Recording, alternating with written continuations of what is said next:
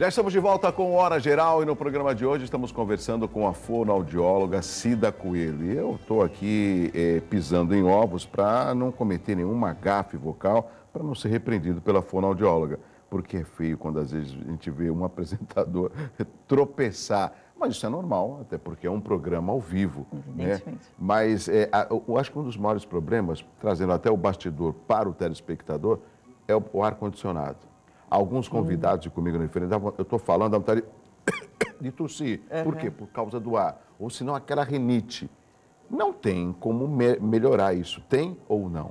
Olha, o que vai melhorar, não tem como você brecar, porque um ambiente como esse necessita ser refrigerado. A refrigeração, ela acontece retirando-se a umidade do ar do ambiente. Então, essa umidade que sai do ambiente, ela não sai só do ambiente, ela sai do nosso corpo. Então, a primeira reação que a gente percebe é um ressecamento nas mucosas nasal e também na mucosa da faringe, da boca toda. E aí, na verdade, como a mecânica da fala, ela acontece com o movimento das partes, das cordas vocais e da língua contra o céu da boca e lábios, etc. É toda uma mecânica, são vários movimentos por segundo, na verdade. O que a gente vai ter é uma mecânica toda trabalhando sem lubrificação, porque o ar-condicionado rouba isso da gente. Então, você trabalha, funciona como eu costumo brincar. O carro anda, ele está com freio de mão puxado, mas ele anda, entendeu? Ele anda, mas ele vai se desgastando. Então, quem trabalha durante muito tempo em ar-condicionado deve tentar redobrar o consumo de água mesmo, de preferência água, né? E em alguns casos, nasal, aí a critério do médico especialista, do otorrino, você pode usar solução salina, né? Soro fisiológico no nariz para manter a hidratação da mucosa do nariz também, que vai interferir bastante com a produção final da voz. Cida, e o caso da hidratação, basta um pouco, você tomar várias vezes quantidades pequenas de água. A necessidade, né, de ficar tomando um copo de água, daqui a pouco, nem é muito recomendado, nem é muito recomendado, porque se você toma um copo inteiro ou 2 copos de água inteiros, como às vezes as pessoas falam para mim assim, Cida, não tomei água o dia inteiro, mas aí chegou de noite, tomei 3 copões de água, já matei. Só que, na verdade, você faz isso, dali a meia hora você vai no banheiro e a diurese faz com que a água vá toda embora. Então, se você toma aos pouquinhos, você permite que a absorção dessa água seja feita devagarinho, entendeu? Então, ela vai mantendo, é que nem eu costumo brincar, ela chega para o teu corpo como se fosse uma plantinha, que tem um pratinho, cujo vaso está em cima do pratinho, você dá água, você coloca a água no prato e a terra vai sugando assim que ela necessita. No nosso corpo é a mesma coisa, então a gente tem que estar sempre colocando água no nosso pratinho para que a mecânica trabalhe sempre bem lubrificada. Cida, a Maria Cleudimar da Vila Tupi, minha sobrinha troca P com B e T com D. Ela está na 3ª série. É normal? O que posso fazer? Cleudimar, não é normal uma criança que está na 3ª série, no 3º ano atual, trocar B por P, D por T. Isso é uma troca que pode acontecer. Não sei se você não especificou se é na fala ou na escrita, mas eu suponho que talvez seja nas duas coisas, né? Na fala e possivelmente ela trocará na escrita também. Não é normal isso acontecer, são letras irmãs, como a gente diz, B e P, a única diferença é justamente a vibração das cordas vocais, então, se eu faço um pá, um bá, a mecânica aqui é exatamente igual, tá, dá. A única diferença é a vibração das cordas vocais. Então, possivelmente, essa criança passou durante a primeira infância dela sem perceber auditivamente essa diferença mínima. Então, eu recomendo que ela procure uma fonoaudióloga, me parece que ela é de Praia Grande, Vila Tupi. Isso. Existem fonoaudiólogos na prefeitura de Praia Grande, você pode procurar, inclusive, o serviço público. Ótimo. E aí, provavelmente, será pedido a ela um exame de audiometria, para descartar qualquer perda auditiva, e depois um treinamento para que ela consiga reconhecer essa diferença e produzir. É relativamente simples de resolver. Mariana Navarro, aqui de Santos, no curso de dublagem, entra fonoaudiologia? Olha, nós não temos exatamente um curso de dublagem em Santos. Geralmente, os dubladores fizeram cursos de ator, ou fizeram cursos de locução. Mas, em geral, pelo menos nos cursos que eu conheço, existe uma disciplina de fonoplastia, sim. Então, no curso de locução por exemplo, do Senac existe, no curso de formação de atores existe, nos cursos da Unimonte, onde eu leciono, né, no cinema e audiovisual, existe o curso de locução que é dado por um fonoaudiólogo. Então, é essencial que exista, se não existe, eles deveriam contratar, porque a dublagem, ela requer uma adaptação para cada personagem bem específica, e essa emoção ela vai ter que ser passada apenas pelo canal auditivo, né? Então, eu diria que a aula de fonoaudiologia para o curso de dublagem, ela pode ser assim, extremamente útil, tanto para prevenir qualquer problema, porque a pessoa, à medida que ela vai imitando determinadas vozes, ela pode fazer isso de uma forma inadequada e causar algum problema, como ela pode, inclusive, melhorar a flexibilidade e ser uma melhor dubladora. Excelente. A Maitê Rodrigues, do Guarujá, Cida, pode fazer uma demonstração de algum exercício para se fazer sozinho em casa? Olha, eu vou te dar um exemplo, de um exercício. A gente costuma dizer que um dos exercícios mais universais, mais fáceis e que geralmente não faz mal para ninguém, são a vibração da ponta da língua. No entanto, nem todo mundo consegue fazer isso, tá? Vamos que é lá. o seguinte, a gente tem que respirar e vibrar a ponta da língua como se a gente estivesse tocando um telefoninho, imitando um telefone. É mais ou menos isso. Tá? Vibrar isso aqui. Agora, muita gente não consegue fazer. Vibrar a língua com o céu da boca. Vibrar a língua contra o início do céu da boca aqui perto do... Como se a gente estivesse falando armário. Tá? Ronaldinho, né, como os locutores. Então, se você consegue fazer, esse já vai ser um... Agora, ele não deve ser feito nem com esforço, tipo... nem agudo demais, porque aí você estaria... fazendo isso com uma sobrecarga grande. Ele tem que ser feito bem tranquilo, porque na verdade ele vai promover uma massaginha nas cordas vocais. Isso assim que acordar, pode fazer exercício? Pode fazer. Quanto respirar tempo? aí, enquanto toma banho.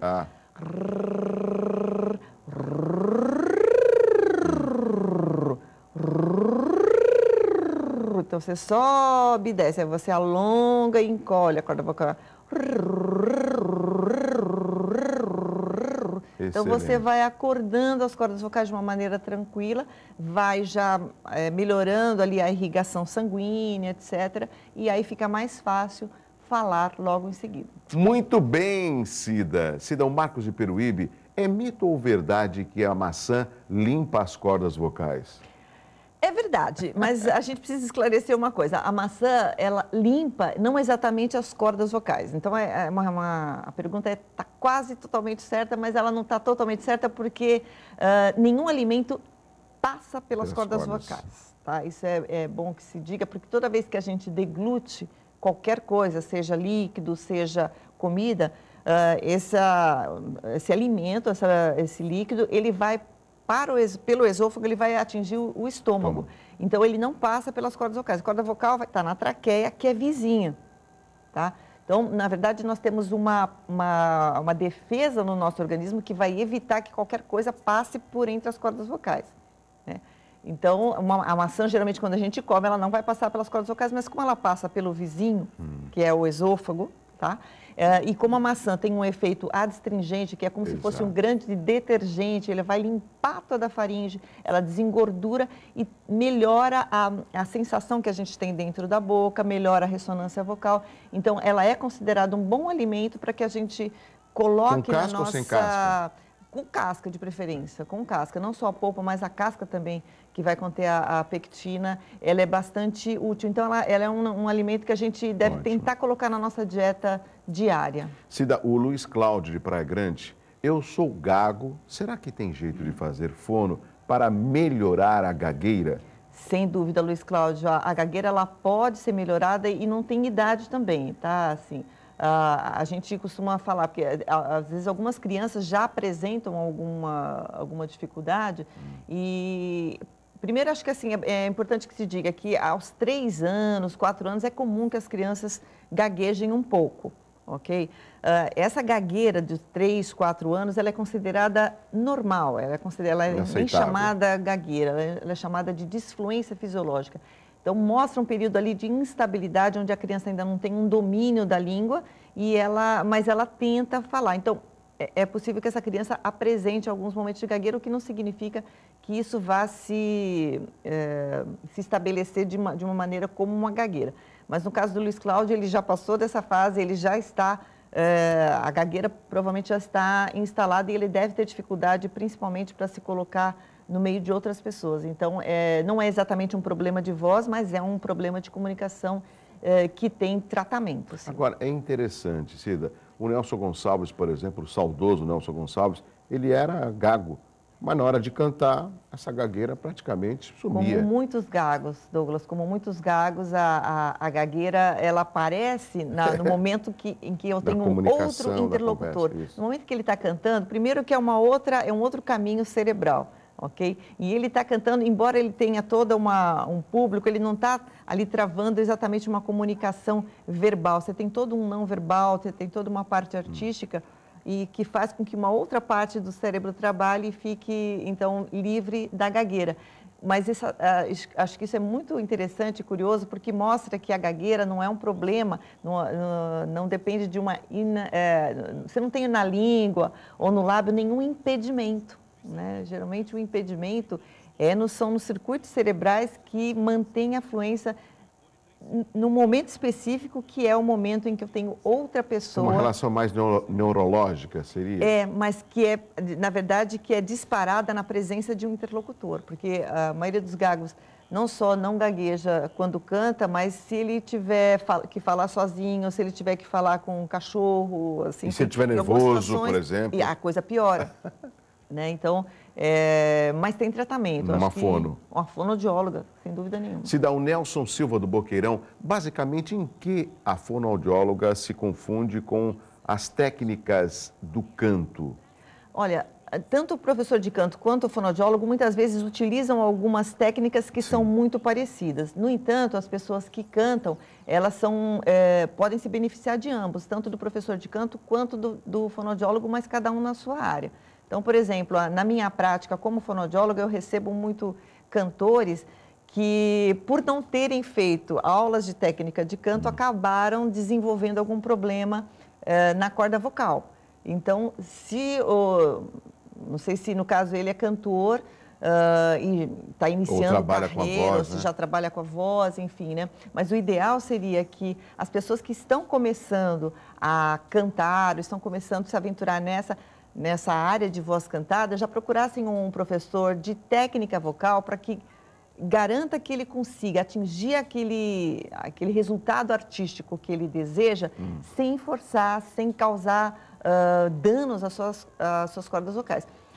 Quando isso vem mais tardiamente, acaba vindo então para a gente, porque esse esforço vocal ele não aparece da noite para o dia na maioria das vezes. Então, ele vai vir depois de um tempo, já com alguma coisa instalada nas cordas vocais, que aí então o fonoaudiólogo é que vai corrigir. E nesse caso, antes da pergunta do Alex de Mongaguá, Cida, é importante que nós passemos, pelo menos periodicamente, por um otorrino ou num fonoaudiólogo? As duas coisas. No caso do otorrino, o otorrino ele vai examinar, ele vai dar um diagnóstico de como estão as cordas vocais. Hoje em dia é um exame muito simples e que qualquer otorrino pode fazer, que até é um exame, uma laringoscopia, e hoje em dia, inclusive, não só eles fazem, como documentam isso num DVD, num arquivo digital. Que é o caso das fotos que a gente mostrou? Sim, né? Ali a gente tem fotos, mas muitas vezes a gente tem o vídeo, na verdade, né? Então, é bastante útil para a gente isso, né? Ter essa avaliação médica, mas o médico ele não vai apenas fazer o diagnóstico, ele vai tratar, porque muitas vezes a pessoa também tem uma rinite alérgica, pode estar com uma faringite crônica, que são coisas que podem atrapalhar o desenvolvimento dele na fonoterapia. Então, é essencial que ele passe pelo médico para que ele seja tratado e que depois ele seja acompanhado pela gente. Aí, uma vez por ano, ele retorna ao Cida, o Alex Duarte de Mongaguá tem muito pigarro. Isso prejudica as cordas vocais? Percebo que fico com a garganta irritada após uma crise. Aproveitando a pergunta do Alex, as pessoas têm muito costume de... Isso também não força as cordas vocais? Exatamente, eu acho que a pergunta dele é exatamente essa. Se ele está percebendo, se o Alex está percebendo que a garganta dele fica irritada depois de fazer isso, ele deve procurar a causa do pigarro. Porque assim, às vezes as pessoas também põem um bicho-papão. eu fazer um pigarrinho bem ocasional não vai ocasionar nenhum trauma, não vai ocasionar nenhuma irritação. Agora, há pessoas como o Alex que tem o hábito de pigarrear constantemente. E o pigarro, ele é uma resposta de que algo está incomodando. Então, por que eu estou tendo que pigarrear? Porque provavelmente eu tenho uma secreção nas cordas vocais. Então, aí a busca é, da onde vem essa secreção? Tem 2 caminhos que são os mais comuns e que fazem com que a gente tenha secreção na garganta e obrigue a gente a pigarrear. Uma secreção nasal, retronasal, uma secreção que vem por trás do nariz e acaba caindo nas cordas vocais, incomoda. Por exemplo, através de uma sinusite? Exatamente, ou uma rinite alérgica. Uma rinite. Ok? Mas muitas vezes o refluxo gastroesofágico, então problemas no estômago, problemas no esôfago, podem fazer com que eu tenha um refluxo ácido e que vá irritar a região de trás da laringe, que podem causar também um incômodo e gerar esse pigarro. Então, não é normal pigarrear o tempo todo, tem que descobrir a causa dessa secreção para que esses pigarros, porque muitas vezes a pessoa pode causar um daqueles problemas que a gente viu ali, de tanto pigarrear, nem de falar, às vezes a pessoa chega para mim, eu não falo quase, eu falo pouco, mas eu estou com esse pigarrinho e o pigarrinho realmente, que poderia ser inofensivo, pode passar a não ser mais tão inofensivo. Cida, antes de chamar o intervalo, existem algumas características de pessoas que eu conheço, você, telespectador, conhece, a Cida conhece, e eu rapidamente aqui vou tentar exemplificar. Eu conheço pessoas, como tem um amigo, que ele fala, eu comento com ele, espera um pouquinho, aperta a tecla SAP, porque, doutor, tu vai lá para pegar na negócio, porque assim, sabe, é muito rápido.